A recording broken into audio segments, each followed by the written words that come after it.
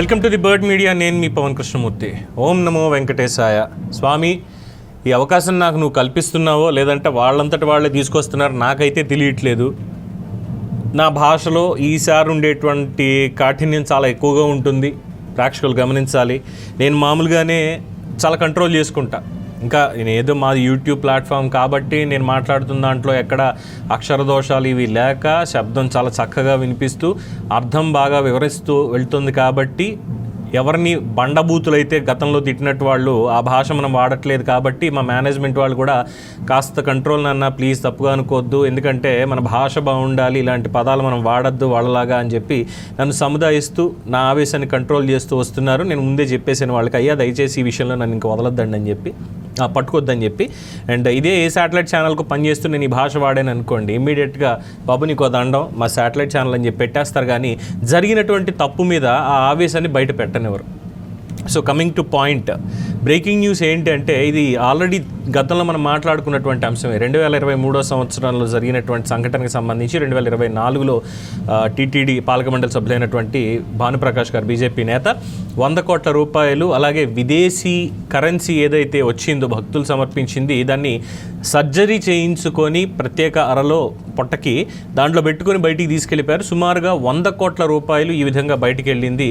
అలాగే అతన్ని, ఆ రవికుమార్ అనేటువంటి వ్యక్తిని అప్పట్లోనే లాలూచిపడి బలవంతంగా బెదిరించి చేసి ఆ 100 కోట్లకి 40 కోట్ల రూపాయలు మొత్తం ఇంకా ఎంతకు మించో ఆ రవికుమార్ దగ్గర ఆస్తులన్నీ కూడా రాయించుకున్నారు. లోక్ అదాలత్లో పెట్టి మధ్యవర్తిత్వం ద్వారా దీన్ని వదిలేశారు. సో లోక్ అదాలత్ కూడా అభియోగాలు ఇవన్నీ కూడా కొట్టేసింది. అప్పట్లోనే జరిగింది. అంటే టీటీడీ చైర్మన్గా ఉన్నటువంటి భూమన కరుణాకర్ రెడ్డి అనేటువంటి ఒక వెధవ, ధర్మారెడ్డి అనేటువంటి ఇంకొక వెధవ, ఎగ్జిక్యూటివ్ ఆఫీసర్గా పనిచేసినటువంటి వెధవ, అంతకుముందు పనిచేసినటువంటి జవహర్ రెడ్డి మరి పట్టించుకున్నాడో లేదో తెలియదు, వెనక్కి వెళ్ళిపోయాడు కాబట్టి ఆయన అనక్కర్లేదు. తర్వాత అంతకుముందు సుబ్బారెడ్డి అనేటువంటి ఎంపీ గారు ఉన్నారు ఇప్పుడు రాజ్యసభ. అంటే ఈ పదం వాడాను అంటే రాజ్యసభ పదవిలో ఉన్నారు కదండి, అది కొంచెం ఇబ్బంది అవుతుంది. కానీ స్వామివారి దీని దగ్గర మనం మొహమాట పడక్కర్లేదు. ఈ సన్నాసులు వీళ్ళందరూ కలిసి చేసినటువంటి తప్పులకి, అంటే ప్రజల సొమ్ము కానీ భక్తులు ఇచ్చినటువంటి సొమ్ము కానీ ఏదో మా అత్తారు ఇచ్చినటువంటి కట్నం అనేటువంటి విధంగా వీళ్ళు వాడుకు దొబ్బినటువంటి తీరు, దీని మీద వీళ్ళని ఏం చెయ్యాలి? అసలు వీళ్ళని ఏం చెయ్యాలి? వైఎస్ఆర్సీపీలో వెంకటేశ్వర స్వామి భక్తులు లేరా? మీకేం కళ్ళు కాయలు కాసాయా? లేదంటే ఇంకేమైనా అయిపోయా? కనబడట్లేదా జరిగినటువంటి అన్యాయం? పోన్లే, నా చర్చిలకి నా యేసు ప్రభువుకి ఏం అవ్వలేదు కాబట్టి, అక్కడ ఇలాంటివేం జరగలేదు కాబట్టి నేను పట్టించుకోక్కర్లేదు, వాళ్ళ వెంకటేశ్వర స్వామిది కదా అని జగన్మోహన్ రెడ్డి ముఖ్యమంత్రి స్థానంలో కూర్చుని చిద్విలాసంగా ఆనందిస్తూ కూర్చున్నాడు. I don't hesitate to say this. ఇంకా లోపల అణిచిపెట్టుకుని ఎందుకులే పాపం అనవసరంగా వద్దు, మనం ఈ రాజకీయాల్లో మాట్లాడకూడదు అని చెప్పి నేను కూడా నా విద్యుక్త ధర్మాన్ని నేను వదిలేశాను అనుకోండి, మా అమ్మ కూడా నన్ను క్షమించదు. నా పుట్టుకంటూ అర్థం ఉండదు నిజంగా. నేను కూడా ప్రశ్నించినప్పుడు నేను వార్తలు చదవట్లా, హెడ్లైన్స్ వచ్చాయి కాబట్టి ఫలానా చోట ఇది జరిగింది, దీనివల్ల ఇదైంది, నేను చదవట్లా. నా భావాన్ని, నా భక్తిని కూడా ఎక్స్ప్రెస్ చేసుకుంటున్నా. ఇక్కడ 100 కోట్లు పరకామణిలో వాళ్ళు చేసినటువంటిది, ఆ సీసీటీవీ ఫుటేజ్ బయటపడిందండి. కాళ్ళ మధ్యలో పెట్టుకుని ఎవరిని అనాలి? అక్కడ పరకామణిలోకి ప్రభుత్వ ఉద్యోగులకి తప్పితే ఇంకెవరికి అక్కడ ఎంట్రీ కూడా ఉండదు, భక్తులకు కూడా ఎంట్రీ ఉండదు, లెక్క పెట్టి అందులో పెట్టడానికి. పూర్తిగా చెక్ చేస్తారు. చెక్ చేసిన దగ్గర కూడా ఇలా జరిగింది అంటే 100 కోట్ల పైచీలకు మరి ఏమనాలి వీళ్ళని? శనేశ్వర స్వామి విగ్రహానికి సంబంధించి దాదాపు 4 గంటల సేపు ప్రశ్నిస్తే మొన్న చేసినటువంటి భూమన కరుణాకర్ రెడ్డి అనేటువంటి ఒక నక్సలైట్ రాడికల్ నాస్తికుడు, నేను దానికే కట్టుబడి ఉంటాను అని చెప్పి మూర్ఖంగా ఇంకా అంటున్నాడు తప్ప నేను చేసిన తప్పని ఒప్పుకోట్ల. బ్రహ్మోత్సవాలు మొదలవుతున్నాయి రేపటి నుంచి, సాలకట్ల బ్రహ్మోత్సవాలు. ఇప్పుడు అక్కడ అలజడి రేపడానికి, మొత్తం నాశనం చేయడానికి కంకణం కట్టుకున్న ఈ వైసీపీ వాళ్ళందరినీ మరి వీళ్ళని ఏం చెయ్యాలి? ఏమనాలి వీళ్ళని? ఎక్కడ బాబులు మన బజరంగ్ దళ్, ఆర్ఎస్ఎస్, లేదంటే మిగతా హైందవ సంఘాలు ఎక్కడున్నాయి ఇవన్నీ? ప్రజెంట్ సరే బయట పెట్టారు vigilance, already high court, yes I really appreciate and thanks to high court. ఏదైతే లోక్ అదాలత్ ఇచ్చిందో గతంలో ఆ ఉత్తర్వులన్నింటినీ కూడా కొట్టివేసి అవేవి చెల్లవు అని చెప్తూ చాలా స్పష్టంగా మళ్ళీ ఎంక్వైరీ చేయండి అని చెప్పి ఏపీ సిఐడి వాళ్ళకి పూర్తి స్థాయిలో ఎంక్వైరీ చేయమని ఆదేశాలు జారీ చేసినందుకు గాను నిజంగా గౌరవ హైకోర్టు వారికి నేను నా ధన్యవాదాలు తెలియజేసుకుంటున్నా ఈ విషయంలో. కానీ పాలకులు నేను వదలను. వెంకటేశ్వర స్వామి నా ఇలవేల్పు అనేటువంటి చంద్రబాబు నాయుడు గారిని కానీ, సనాతన ధర్మం గురించి పోరాడుతున్న పవన్ కళ్యాణ్ని కానీ నేను వదలదలుచుకోలే. ఇప్పుడు ఏడాదిన్నర అవుతోంది. ఏది ఎక్కడ మీ ప్రక్షాళన? ఇంకా స్వామివారిని విమర్శించినటువంటి వాళ్ళు, వ్యాపారం చేసినటువంటి వాళ్ళు ఇంకా వివిఐపి దర్శనాలకు కూడా వెళ్ళొస్తున్నారు. రోజు ఎక్కడ తీసుకుంటున్నారు మీరు ప్రక్షాళన చర్యలు? ఎన్నాళ్ళని ఓపిక పట్టాలి, ఎన్నాళ్ళని చెప్పి మా మనోభావాలతో ఆడుకోవాలి? స్వామివారి పట్ల పోన్లే, వాళ్ళు పోయారు, నాశనం చేసేటువంటి వాళ్ళు, వాళ్ళకి భక్తి లేదు, భావన లేదు, మొత్తం అంతా రాజకీయం, డబ్బు, మొత్తం ప్రజల్ని దోమల్లాగా కుట్టి రక్తాన్ని పీల్చుకోవడం తప్పితే ఏమీ లేదు. పోయారులే వాళ్ళు, ఇప్పటి నుంచి అన్న బాగుంటుంది అనుకుంటే ఇప్పుడు ఏం చెప్పాలి? ఎక్కడ కోన రఘుపతి గారు, ఎక్కడ బ్రాహ్మణోత్తములు, ఎక్కడ మన మల్లాది విష్ణు గారు, ఎక్కడ స్వామివారికి అపచారం జరిగిపోయింది, ఎక్కడ చిన్నజీయర్ స్వామివారు, ఎక్కడున్నారండి వీళ్ళందరూ? పీఠాధిపతులు నిన్న పిలిచాడు కదా కరుణాకర్ రెడ్డి, శనేశ్వర స్వామి విగ్రహం అక్కడ పడేశారు. అది శిల్పకళలో ఉన్నటువంటి అన్నీ అనుసరిస్తూ చెక్కుతూ ఉంటే లోపం ఉంది శిల్పంలో అని చెప్పి పక్కన పడేసి 22 ఏళ్ళు అవుతుంది. దాన్ని వచ్చి ఆగి చేసి పిలిచాడు కదా పీఠాధిపతులు, పురాణాధిపతులు, ఎక్కడ వీళ్ళందరూ కూడా, మఠాధిపతులు అందరూ కూడా రండి అని. రండి ఇప్పుడు నిజంగా, ఇప్పుడు రావాల్సింది. స్వామివారి నెయ్యి ప్రసాదాన్ని కల్తీ చేశారు. ఏమేం కలిపి చచ్చారో అందులో దరిద్రులు, ఏ కెమికల్స్ కలిపి చచ్చారో అప్పుడు.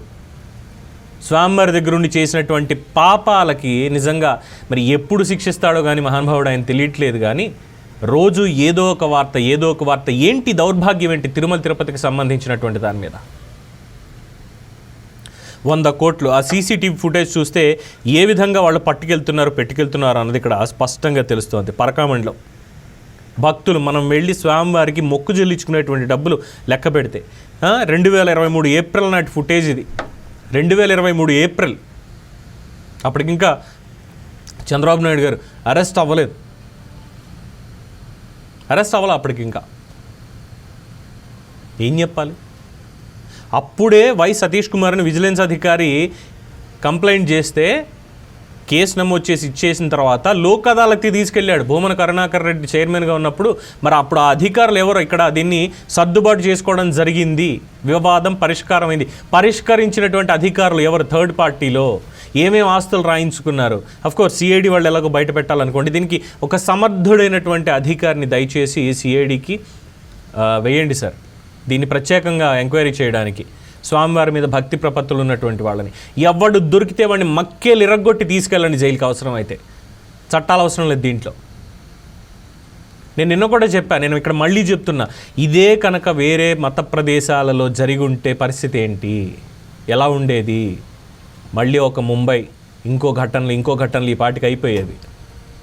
ఇక్కడ తిరుమల తిరుపతి కాబట్టి, స్వామివారికి సంబంధించింది కాబట్టి ఎవడు మాట్లాడలే, ఎవడు అడగడలే. ఎక్కడ మరి మిగతా మీడియా సంస్థల వాళ్ళందరూ కూడా ఏం మాట్లాడుతున్నారు, దీని మీద ఏం పోరాడుతున్నారు నాకు అర్థం కావట్లా. నా శక్తి చాలా తక్కువ, నా స్థాయి చాలా తక్కువ. మిగతా వాళ్ళతో కంపేర్ చేస్తే వాళ్ళకున్నటువంటి ఫెసిలిటీస్ కానీ, వాళ్ళకున్న నెట్వర్క్ కానీ ఇవన్నీ చేస్తే నాకు చాలా తక్కువ. అయినా నేను ధైర్యంగా నా విషయం నేను పోరాడుతున్నా. ఇందులో నేను ప్రజలకు తెలియజేసే క్రమంలో నా ఒరిజినల్ ఎక్స్ప్రెషన్స్ నేను బయట పెడుతున్నా. మరి మిగతా వాళ్ళు ఎందుకు పెట్టలేకపోతున్నారు? ఇక్కడ మనం వేరే వాళ్ళ అబ్బాయిని కించపరచట్లా. మన దగ్గర ఉన్నటువంటి చచ్చిన ఈ దొంగలు ఎవరైతే ఉన్నారో, స్వామివారి ధనాన్ని దొబ్బుకెళ్ళిన వాళ్ళని అంటున్నాం. చిల్డ్రన్ హాస్పిటల్ పేరుతో అప్పట్లో 10 ఎకరాలు 25 ఎకరాలు రాసి ఇవ్వడానికి అక్కడికి ముందుకెళ్ళిపోయాడు ఆయన. మేము కట్టేస్తామని చెప్పి, ఇంత చేసి చచ్చేలేదు, నేను వీళ్ళు కట్టిస్తే వాళ్ళు ఏది చేసుకుంటారని చెప్పి మొత్తం అంతా కూడా అన్యమతస్తులతో నింపేసి అక్కడ స్వామివారి విశిష్టత ఇది లేకుండా వీళ్ళ ఇష్ట రాజ్యం అన్నట్టుగా నడిపించారు. ఇదే వేరే దాంట్లో చేస్తే ఒప్పుకుంటారా అనొచ్చు చాలామంది. పవన్ మొత్తం బాగానే మాట్లాడుతున్నామ్మా, పర్వాలేదు, బాగానే అడుగుతున్నావు, ఇప్పుడే గుర్తొచ్చాయి నీకు ఇవన్నీ, ఇప్పటిదాకా మాట్లాడలేదా అంటే నా ట్రాక్ రికార్డ్ చూసి అప్పుడు మాట్లాడండి. నేను దేని మీద ప్రశ్నించాను ఏంటనేది, ఎవరిని విమర్శించాను అనేది. ఎందుకంటే మొన్న కూడా చూసా, చాలామంది కొంతమంది కామెంట్లు చూసా, ఎందుకులే గొడవ పెట్టుకోవడం అనవసరంగా, తర్వాత అనవసరంగా నా మేనేజ్మెంట్కి నేను చెడ్డ పేరు తీసుకురాకూడదు, దానికి రిప్లై ఇచ్చి అలాంటి వాటికి అని చెప్పి ఆగిపోయాను. ఎన్ని విపరీతాలు చూడాలండి, ఇంకా ఇలాగా ఎన్ని విపరీతాలు చూడాలి? నేను మళ్ళీ అంటున్నా, చేతకాని ప్రభుత్వం, చేతకాని ముఖ్యమంత్రి చంద్రబాబు నాయుడు గారు, చేతకాని ఉప ముఖ్యమంత్రి పవన్ కళ్యాణ్ గారు, చేతకాని మంత్రివర్గం, చేతకాని వ్యవస్థలు మీవి చేతకాని వ్యవస్థలు. చట్ట ప్రకారం పోతాం, చట్టం చెప్పిందే చేసుకుని పోతాం, ఇలా అని చెప్పి ఇక్కడ దాకా తీసుకొచ్చారు ముంచడానికి. ఇందుక మిమ్మల్ని ఎన్నుకున్నది ప్రజలు, 164 సీట్లు ఇచ్చింది దీనిక? కక్షపూరితంగా కక్ష సాధింపులు, రాజకీయ కక్షలు సాధించక్కర్లేదు మీరు, రాజకీయ కక్ష సాధించక్కర్లేదు మీరు. ఇలా అట్లీస్ట్ ఇలాంటి వాటిలో కఠినమైన చర్యలు తీసుకుంటే అప్పుడు నాలాంటి వాళ్ళు సైతం హర్షిస్తాం. లేదంటే నేను ఎప్పటికీ, ఇప్పుడే కాదు ఎప్పటికీ చేతకాని ప్రభుత్వం అంటూనే ఉంటా. మీరు సంక్షేమం ఇచ్చుకోండి, అభివృద్ధి చేసుకోండి, అమరావతి కట్టండి, పోలవరం పూర్తి చేయండి, ఏమన్నా చేయండి, ఇలాంటి వాటిల్లో మీరు అలసత్వం వహిస్తే మీది చేతకాని ప్రభుత్వమే. ఇది నా వ్యక్తిగత అభిప్రాయం, ఇందులో ఎవ్వరికీ సంబంధం లేదు. పెట్టుకుంటే కేసు పెట్టుకొని పోయేదేం బికేది లేదు. స్వామివారి విషయంలో ఎంతకైనా తెగిస్తా, మొహమాటం లేదు అసలు. పొద్దున్న మా మేనేజ్మెంట్ నన్ను మందలించినా ఏం చేసినా నేను చెప్పుకుంటా, ధైర్యంగా చెప్పుకుంటా. ఇలాంటి వెధవ పనులు చేసిన వాళ్ళు ఉపేక్షిస్తుంటే వాళ్ళని తిడితే మీరెందుకండి నన్ను అనవసరంగా దీని మీద క్వశ్చన్ చేయడం అని నేను అడుగుతా అప్పుడు. సో ప్రభుత్వాన్ని అదే డిమాండ్ చేస్తున్నాం. టీటీడీ చైర్మన్ బిఆర్ నాయుడు గారు, please take severe actions on this. State government also. If not, public outrage ఎలా ఉంటుందనేది, భక్తుల అవుట్రేజ్ ఎలా ఉంటుందనేది త్వరలోనే చూస్తారు. ఇలాంటి విషయాలు ఇక ఉపేక్షించేది లేదు, మొహమాటం లేకుండా చెప్తున్నాం. ఎమ్మెల్యేలు కూడా గుర్తుపెట్టుకోండి, మీరు ఈ లెటర్లు ఇచ్చేటప్పుడు ఎంతమందికి ఇస్తున్నారు, ఎవరికి ఇస్తున్నారు అనేది కూడా గమనించుకోండి. ఒక్కొక్క లెటర్ మీద గత ప్రభుత్వంలో ఇచ్చినట్టుగా మేము 10 మందికి, 25 మందికి, 50 మందికి ఇచ్చుకుంటా వెళ్తాము అన్నారా, మిమ్మల్ని కూడా శుభ్రంగా తీసుకెళ్ళి నడి రోడ్డు మీద నిలబెట్టేస్తాం. స్వామివారి విషయంలో నేను ప్రజలకైతే క్షమాపణ చెప్పాల్సినటువంటిది, ఈ భాషకు సంబంధించి ఎవరన్నా ఏమైనా ఆక్షేపించినా క్షమాపణ చెప్పుకోవాల్సిన అవసరం నాకైతే డెఫినెట్గా లేదు. సో చర్యలు తీసుకున్న తర్వాత అప్పుడు డెఫినెట్గా మాట్లాడదాం. And once again thanks to the honourable high court of Andhra Pradesh for giving orders to the CID to enquire and investigate thoroughly. దీని మీద మీ అభిప్రాయాన్ని కామెంట్స్ రూపంలో తెలియచేయండి. చూస్తూనే ఉండండి ది బర్డ్ మీడియా. ఈ వీడియో కనుక మీకు నచ్చినట్టయితే లైక్ చేయండి, షేర్ చేయండి, సబ్స్క్రైబ్ చేయండి. అలాగే పక్కనే ఉన్న బెల్ ఐకాన్ని క్లిక్ చేయండి.